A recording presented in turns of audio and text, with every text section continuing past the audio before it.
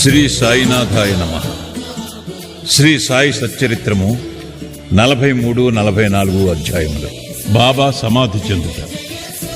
సన్నాహము, సమాధి మందిరము, ఇటుకురాయి విరుగుట, 72 గంటల సమాధి, జోగు యొక్క సన్యాసము, అమృతము వంటి బాబా పలుకులు. 43 మరియు 44 అధ్యాయములు కూడా బాబా శరీరత్యాగము చేసిన కథనే వర్ణించినవి కనుక వాటిని ఒక చోట చేర్చుట జరిగినది. ముందుగా సన్నాహము. హిందువులలో ఎవరైనా మరణించుటకు సిద్ధముగానున్నప్పుడు మత గ్రంథములు చదివి వినిపించుట సాధారణ ఆచారం. ఏలన ప్రపంచ విషయముల నుండి అతని మనస్సును మరలించి భగవత్ విషయములందు లీనమునర్చినచో అతడు పరమును సహజముగాను సులభముగాను పొందును. పరీక్షిన్ మహారాజు బ్రాహ్మణ ఋషిబాలునిచే శపింపబడి వారము రోజులలో చనిపోవుటకు సిద్ధముగా ఉన్నప్పుడు గొప్ప యోగియగు శుకుడు భాగవత పురాణమును ఆ వారములో బోధించాను. ఈ అభ్యాసము ఇప్పటికిని అలవాటులో ఉన్నది. చనిపోవుటకు సిద్ధముగానున్న వారికి గీత, భాగవతము మొదలగు గ్రంథములు చదివి వినిపించెదరు. కాని బాబా భగవంతుని అవతారమొకటిచే వారికట్టిది అవసరము లేదు.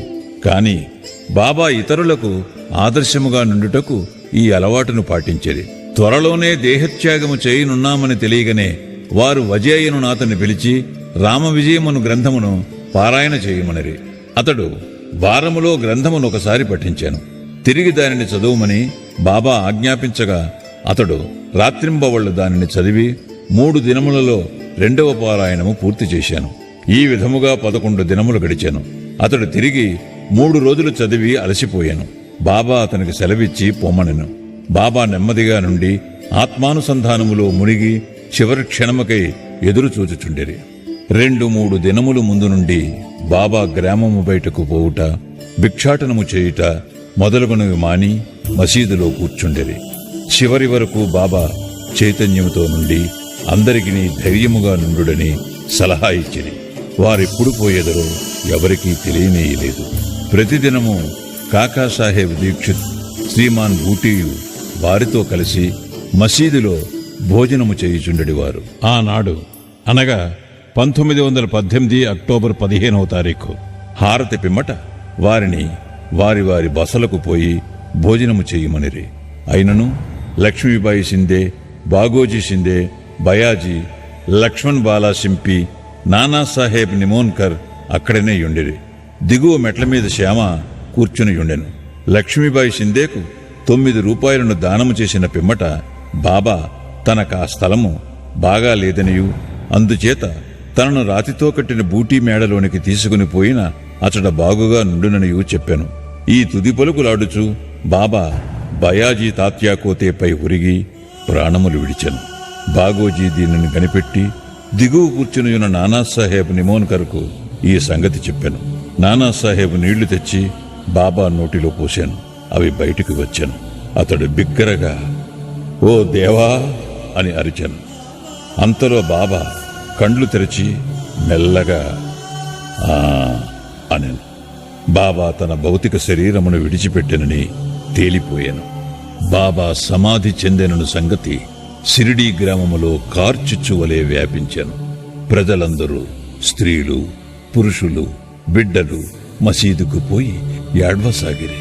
కొందరు బిగ్గరగా ఏడ్చిరి, కొందరు వీధులలో నేర్చుచుండెరి, కొందరు తెలివి తెప్పిపడిరి. అందరి కండ్ల నుండి నీళ్లు కాలువల వలె పారుచుండెను. అందరూ విచారగ్రస్తులయ్యిరి. కొందరు సాయిబాబా చెప్పిన మాటలు జ్ఞాపకము చేసుకుని మొదలెడిరి. మునుముందు 8 ఏండ్ల బాలునిగా ప్రత్యక్షమయ్యేదనని బాబా తమ భక్తులతో చెప్పిరని ఒకరనిరి. ఇవి యోగీశ్వరుని వాక్కులు గనక ఎవ్వరునూ సందేహింపనక్కరలేదు. ఏలన కృష్ణావతారములో శ్రీ మహావిష్ణువు ఈ కార్యమే వనర్చెను.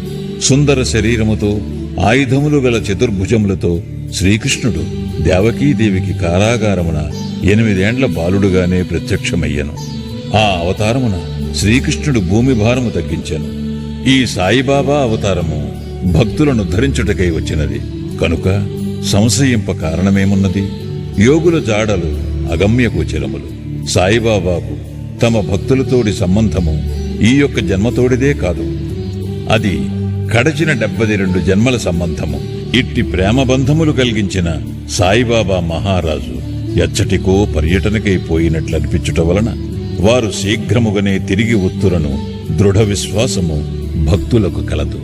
బాబా శరీరము ఎట్లు సమాధి చేయవలనన్న విషయము గొప్ప సమస్యయాయను. కొందరు మహమ్మదీయులు బాబా శరీరమును ఆరుబయట సమాధి చేసి దానిపై గోరీ కట్టవలనని. కుషాల్ చందు, అమీర్ శక్కర్ కూడా ఈ అభిప్రాయమునే వెలిబుచ్చిరి. కాని రామచంద్ర పాటీల్ అను గ్రామ మునసబు గ్రామములోని వారందరితో నిశ్చితమైన దృఢ కంఠస్వరముతో, మీ ఆలోచన మాకు సమ్మతము కాదు, బాబా శరీరము రాతివాడాలో పెట్టవలసినదే అనెను. అందుచే గ్రామస్తులు 2 వర్గములుగా విడిపోయి ఈ వివాదము 36 గంటలు జరిపిరి. బుధవారం ఉదయము గ్రామములోని జ్యోతిష్కుడును శ్యామాకు మేనమామయును అగు లక్ష్మణమామ జోషికి బాబా స్వప్నములో కనిపించి చేయి పట్టిలాగి ఇట్లనెను. త్వరగా లెమ్ము, బాపు సాహేబు నేను మరణించితిననుకొనుచున్నాడు, అందుచేనతడు రాడు. నీవు పూజ చేసి కాకడా హారతిని ఇమ్ము. లక్ష్మణమామ సనాతనాచార పరాయణుడైన బ్రాహ్మణుడు. ప్రతిరోజు ఉదయము బాబాను పూజించిన పిమ్మట తక్కిన దేవతలను పూజించుచుండెడివాడు. అతనికి బాబా యందు పూర్ణ భక్తి విశ్వాసములు ఉండెను. ఈ దృశ్యమును చూడగానే పూజా ద్రవ్యముల పళ్ళెమును చేత ధరించి మౌల్వీలు ఆటంకపరుచుచున్నను పూజను హారతిని చేసిపోయాను. మిట్ట మధ్యాహ్నము బాపూసాహెబ్ జోగ్ పూజా ద్రవ్యములతో అందరితో మామూలుగా వచ్చి మధ్యాహ్న హారతిని నెరవేర్చెను. బాబా తుది పలుకులను గౌరవించి ప్రజలు వారి శరీరమును వాడాలో ఉంచుటకు నిశ్చయించి అతడి మధ్యభాగమును త్రవ్వుట ప్రారంభించిరి. మంగళవారము సాయంకాలము రహతా నుండి సబ్ ఇన్స్పెక్టర్ వచ్చెను. ఇతరులు తక్కిన స్థలముల నుండి వచ్చిరి. అందరూ దానిని ఆమోదించిరి. ఆ మరుసటి ఉదయము అమీర్ భాయ్ బొంబాయి నుండి వచ్చెను. కోపర్గాము నుండి మామల్తదారు వచ్చెను. ప్రజలు భిన్నాభిప్రాయములతో ఉన్నట్లు తోచెను. కొందరు బాబా శరీరమును బయటనే సమాధి చేయవలనని పట్టుబట్టిరి. కనుక మామల్తదారు ఎన్నిక ద్వారా నిశ్చయించవలనని అనెను. వాడాను ఉపయోగించుటకు 2 రెట్ల కంటే ఎక్కువ ఓట్లు వచ్చెను. అయినప్పటికీ జిల్లా కలెక్టర్తో సంప్రదించవలనని అతడనెను. కనుక కాకాసాహెబ్ దీక్షిత్ అహ్మద్నగర్ పోవుటకు సిద్ధపడెను. ఈ లోపల బాబా ప్రేరేపణ వల్ల 2వ పార్టీ యొక్క మనస్సు మారెను. అందరూ ఏకగ్రీవముగా బాబాను వాడాలో సమాధి చేయుటకు అంగీకరించిరి. బుధవారము సాయంకాలము బాబా శరీరమును ఉత్సవముతో వాడాకు తీసుకుని పోయిరి. మురళీధరుని కొరకు కట్టిన చోట శాస్త్రోక్తముగా సమాధి చేసిరి. యథార్థముగా బాబాయే మురళీధరుడు. వాడా దేవాలయమయ్యను. అది ఒక పూజామందిరమాయను. అనేక మంది భక్తులచ్చటికి పోయి శాంతి సౌఖ్యములు పొందుచున్నారు. ఉత్తర క్రియలు బాలాసాహెబ్ బాటే ఉపాసినీ బాబా నెరవేర్చిరి. ఉపాసినీ బాబా బాబాకు గొప్ప భక్తుడు. ఈ సందర్భములో ఒక విషయము గమనించవలను. ప్రొఫెసర్ నార్కే కథనము ప్రకారము బాబా శరీరము 36 గంటలు గాలి పట్టినప్పటికీ అది బిగిసిపోలేదు. అవయవములన్నీ సాగుచుండెను. వారి కఫనీ చింపకుండా సులభముగా తీయగలిగిరి. ఇటుకరాయి విరుగుట. బాబా భౌతిక శరీరమును విడుచుటకు కొన్ని దినముల ముందు ఒక దుశ్శకనమయ్యను. మసీదులో ఒక పాత ఇటుకయుండెను. బాబా దానిపై చేయి వేసి ఆనుకొని కూర్చుండువారు. రాత్రులందు దానిపై ఆనుకొని ఆసనస్థులగుచుండిరి. అనేక సంవత్సరములిట్లు గడిచెను. ఒకనాడు బాబా మసీదులో లేనప్పుడు ఒక బాలుడు మసీదును శుభ్రపరచుచూ దానిని చేతితో పట్టుకుని ఉండగా అది చేతి నుండి జారి కింద పడి 2 ముక్కలైపోయాను. ఈ సంగతి బాబాకు తెలియగానే వారు మిగులు చింతించి ఇట్లు ఏడ్చిరి. ఇటుక కాదు, నా అదృష్టమే ముక్కలు ముక్కలుగా విరిగిపోయినది. అది నా జీవితపు తోడు నీడ. దాని సహాయము వలననే నేను ఆత్మానుసంధానము చేయుచుండెడివాడను. నా జీవితమునందు నాకెంత ప్రేమయో దానియందు నాకంత ప్రేమ. ఈరోజు అది నన్ను విడిచినది. ఎవరైనా ఒక ప్రశ్న అడగవచ్చును. బాబా నిర్జీవియకు ఇటుక కోసం ఇంత విచారపడనేలా? అందులోకి హేమాడ్ పంతు ఇట్లు సమాధానమిచ్చాను. యోగులు బీదవారికి నిస్సహాయులకు సహాయము చేయుటకై అవతరించెదరు. వారు ప్రజలతో కలిసి మసులున్నప్పుడు ప్రజల వలె నటింతురు. వారు మనవలే బాహ్యమునకు నవ్వెదరు, ఆడెదరు, ఏడ్చెదరు. కాని లోపల వారు శుద్ధ చైతన్యులై వారి కర్తవ్య విధులను ఎరుగుదురు. 72 గంటల సమాధి. ఇటుక విరుగుటకు 32 సంవత్సరములకు పూర్వము అనగా 1886 సంవత్సరములో బాబా సీమోల్లంఘనము చేయ ప్రయత్నించాను. ఒక మార్గశిర పౌర్ణమి నాడు బాబా ఉబ్బసము వ్యాధితో మిక్కిలి బాధపడుచుండాను. దానిని తప్పించుకున్నట్టుకై బాబా తన ప్రాణమును పైకి తీసుకుని పోయి సమాధిలో ఉండవలననుకుని భక్త మహల్సాపతితో ఇట్లనిరి: నా శరీరమును 3 రోజుల వరకు కాపాడుము. నేను తిరిగి వచ్చినట్లయినా సరే, లేని ఎడల నా శరీరమును ఎదురుగా ఉన్న ఖాళీ స్థలములో పాతిపెట్టి గుర్తుగా 2 జెండాలను పాతుము అని స్థలమును చూపిరి. ఇట్లనుచూ రాత్రి 10 గంటలకు బాబా క్రింద కూలెను. వారి ఊపిరి నిలిచిపోయాను. వారి నాడి కూడా ఆడకుండెను.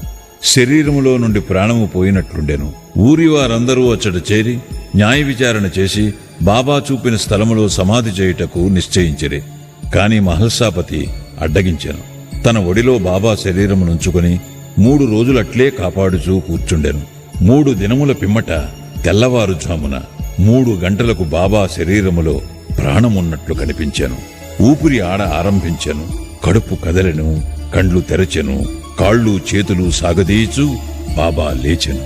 దీనిని బట్టి చదువరులు ఆలోచించవలసిన విషయమేమనా, బాబా 3 మూరల శరీరమా లేక లోపలనున్న ఆత్మయా? పంచభూతాత్మకమగు శరీరము నాశనమగు. శరీరము అశాశ్వతము గాని లోనున్న ఆత్మ పరమ సత్యము, అమరము, శాశ్వతము. ఈ శుద్ధ సత్తాయే బ్రహ్మము. అదే పంచేంద్రియములను మనస్సును స్వాధీనమందుంచుకున్నది, పరిపాలించున్నది. అది ఏ సాయి. అది ఏ ఈ జగత్తునందు గల వస్తువులన్నిటి యందు వ్యాపించియున్నది. అది లేని స్థలము లేదు. అది తాను సంకల్పించుకున్న కార్యమును నెరవేర్చుటకు భౌతిక శరీరము వహించాను. దానిని నెరవేర్చిన పిమ్మట శరీరమును విడిచెను. సాయి ఎల్లప్పుడూ ఉండువారు. అట్లనే పూర్వము గాణుగాపురములో వెలసిన దత్తదేవుని అవతారమగు శ్రీ నరసింహ సరస్వతియు వారు సమాధి చెందుట బాహ్యమునకే గాని సమస్త చేతనాచేతనములందు కూడా ఉండి వానిని నియమించువారును పరిపాలించువారును వారే. ఈ విషయము ఇప్పటికిని సర్వస్వ శరణాగతి చేసిన వారికిని మనస్ఫూర్తిగా భక్తితో పూజించు వారికిని అనుభవనీయమైన సంగతి. ప్రస్తుతము బాబా రూపము చూడ వీలు లేనప్పటికీ మనము షిరిడీకి వెళ్ళినచో వారి జీవితమెత్తు పటము మసీదులోనున్నది. దీనిని శ్యామరావు జైకర్ అను గొప్ప చిత్రకారుడును బాబా భక్తుడను వ్రాసియున్నాడు. భావుకుడు భక్తుడునైన ప్రేక్షకునికి ఈ పటము ఈనాటికిని బాబాను భౌతిక శరీరముతో చూచినంత తృప్తి కలుగు చెయ్యను. బాబాకు ప్రస్తుతము భౌతిక శరీరము లేనప్పటికీ వారక్కడనే కాక ప్రతి చోటను నివసించుచు పూర్వము వలనే తమ భక్తులకు మేలు చేయుచున్నారు. బాబా వంటి యోగులు ఎన్నడూ మరణించరు. వారు మానవులోలే కనిపించినను నిజముగా వారే దైవము. బాపు సాహెబ్ జోగు సన్యాసము. జోగు సన్యాసము పుచ్చుకొనిన కథతో హేమాడ్ పంతు ఈ అధ్యాయమును ముగించుచున్నారు. సఖారాం హరి ఉరఫ్ బాపు సాహెబ్ జోగ్ పూణే నివాసియకు సుప్రసిద్ధ వార్కరి విష్ణుబువా జోగ్ గారికి చిన్నాయన. 1909వ సంవత్సరమున సర్కారు ఉద్యోగం నుండి విరమించిన తరువాత భార్యతో షిరిడీకి వచ్చి నివసించుచుండెను. వారికి సంతానము లేకుండెను. భార్యాభర్తలు బాబాను ప్రేమించి బాబా సేవయందే కాలమంతయు గడుపుచుండెరి. మేఘశ్యాముడు చనిపోయిన పిమ్మట బాపుసాహెబ్ జోగ్ మసీదులోనూ చావడిలోనూ కూడా బాబా మహాసమాధి పొందు వరకు హారతి ఇచ్చుచుండెను. అదీనుగాక ప్రతిరోజు సాఠేవాడాలో జ్ఞానేశ్వరియు ఏకనాథ భాగవతమును చదివి వినవచ్చిన వారందరికీ బోధించుచుండెను. అనేక సంవత్సరములు సేవ చేసిన పిమ్మట జోగ్ బాబాతో, నేనిన్నాళ్ళు నీ సేవ చేసి తిని నా మనస్సు ఇంకనూ శాంతము కాలేదు. యోగులతో సహవాసము చేసినను నేను బాగు కాకుండుటకు కారణమేమి? ఎప్పుడు కటాక్షించెదవు అనెను. ఆ ప్రార్థన విని బాబా, కొద్ది కాలములో నీ దుష్కర్మల ఫలితము నశించును, నీ పాపపుణ్యములు భస్మమగును. ఎప్పుడు నీవు అభిమానమును పోగొట్టుకుని మోహమును రుచిని జయించెదవో, ఆటంకములన్నిటినీ కడచెదవో, హృదయపూర్వకముగా భగవంతుని సేవించుచు సన్యాసమును పుచ్చుకొనదెవో అప్పుడు నీవు ధన్యుడు అయ్యెదవు అనిరి. కొద్ది కాలము పిమ్మట బాబా పలుకులు నిజమాయెను. అతని భార్య చనిపోయెను. అతనికి ఇంకొక అభిమానమేదియూ లేకుండటచే అతడు స్వేచ్ఛాపరుడై సన్యాసమును గ్రహించి తన జీవిత పరమావధిని పొందెను. అమృతతుల్యమగు బాబా పలుకులు. దయాదాక్షిణ్యమూర్తియగు సాయిబాబా పెక్కుసారులు మసీదులో ఈ దిగువ మధురవాక్యములు పలికిరి. ఎవరైతే నన్ను ఎక్కువగా ప్రేమించెదరో వారు ఎల్లప్పుడూ నన్ను దర్శించెదరు. నేను లేక ఈ జగత్తంతయు వారికి శూన్యము. నా కథలు తప్ప మరేమియూ చెప్పడు. సదా నన్నే ధ్యానము చేయును. నా నామమునే ఎల్లప్పుడూ జపించుచుండును. ఎవరైతే సర్వస్వ శరణాగతి చేసి నన్నే ధ్యానింతురో వారికి నేను రుణస్థుడను. వారికి మోక్షమునిచ్చి వారి రుణము తీర్చుకొనెదను. ఎవరైతే నన్నే చింతించుచు నాగూర్చియే దీక్షతో నుందురో, ఎవరైతే నాకర్పించనిదే ఏమీయూ తినరో అట్టి వారిపై నేను ఆధారపడి యుందును. ఎవరైతే నా సన్నిధానమునకు వచ్చెదరో వారు నది సముద్రములో కలిసిపోయినట్లు నాలో కలిసిపోదురు. కనుక నీవు గర్వము అహంకారము లేశమైన లేకుండా నీ హృదయములో ఉన్న నన్ను సర్వస్వ శరణాగతి వేడవలెను. నేననగానెవ్వరో సాయిబాబా ఎన్నోసార్లు బోధించిరి. వారిట్లనిరి, నన్ను వెతుకుటకు నీవు దూరముగా కాని మరెచ్చటికీ గాని పూనక్కరలేదు. నీ నామము నీ ఆకారము విడిచినచో నీలోనే గాక అన్ని జీవులలోనూ చైతన్యము లేదా అంతరాత్మయని ఒకటిండును. అదే నేను. దీనిని నీవు గ్రహించి నీలోనే కాక అన్నిటిలోనూ నన్ను చూడుము. దీనిని నీవు అభ్యసించినచో సర్వవ్యాపకత్వం అనుభవించి నాలో ఐక్యము పొందెదవు. హేమాడ్ పంతు చదువరులకు ప్రేమతో నమస్కరించి వేడునదేమనగా, వారు వినయ విధేయతలతో దైవమును, యోగులను, భక్తులను ప్రేమింతురుగాక. బాబా పెక్కుసారులు, ఎవరైతే ఇతరులను నిందించెదరో వారు నన్ను హింసించిన వారగుదురు. ఎవరైతే బాధలనుభవించెదరో ఓర్చుకొందురో వారు నాకు ప్రీతి గూర్చెదరు అని చెప్పిరి కదా. బాబా సర్వవస్తు జీవ సముదాయములో ఐక్యమయ్యున్నారు. భక్తులకు నలుప్రక్కలా నిలిచి సహాయపడెదరు. సర్వజీవులను ప్రేమించుట తప్ప వారు మరేమీయూ కోరరు. ఇట్టి శుభమైన పరిశుభ్రమైన అమృతము వారి పెదవుల నుండి స్రవించుచుండెను. హేమాడ్ పంతు ఇట్లు ముగించుచున్నారు. ఎవరు బాబా కీర్తిని ప్రేమతో పాడెదరో, ఎవరు దానిని భక్తితో వినెదరో ఉభయులను సాయితో ఐక్యమగుదురు. శ్రీ సాయినాథాయ నమః. 43, 44 అధ్యాయములు సంపూర్ణము. సద్గురు శ్రీ సాయినాథార్పణమస్తు. శుభం భవతు. 6వ రోజు పారాయణము సమాప్తము.